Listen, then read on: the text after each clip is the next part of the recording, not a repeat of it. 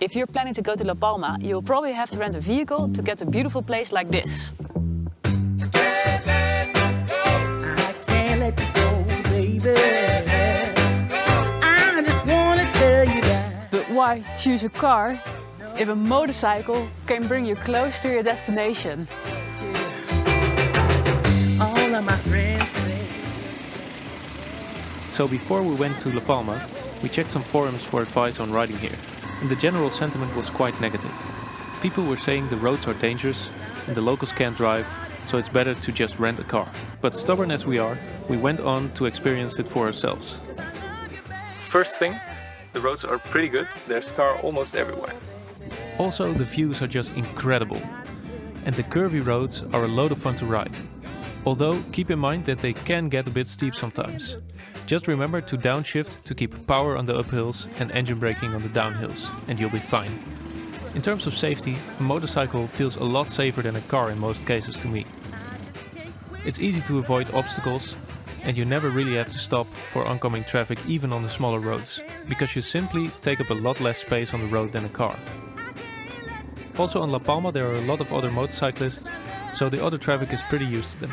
We've rarely been overlooked by a car, and if you have some riding experience, you're probably used to getting overlooked anyway.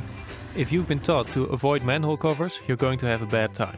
But it almost never rains here, so riding over one accidentally is not really a problem. In terms of rental bikes, you have a lot of choices available to you.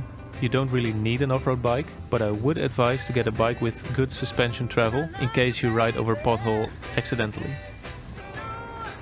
Even though La Palma has a pretty warm climate, be sure to take your rain clothing and some warmer gear with you.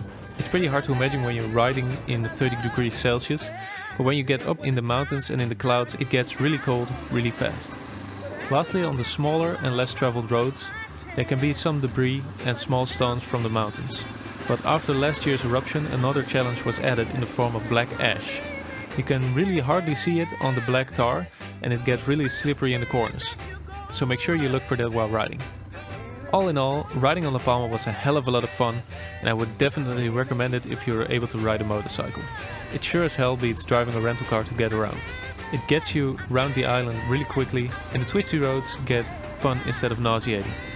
It's really crazy to see the landscape after the volcanic eruption. Everywhere there's a layer of black ash.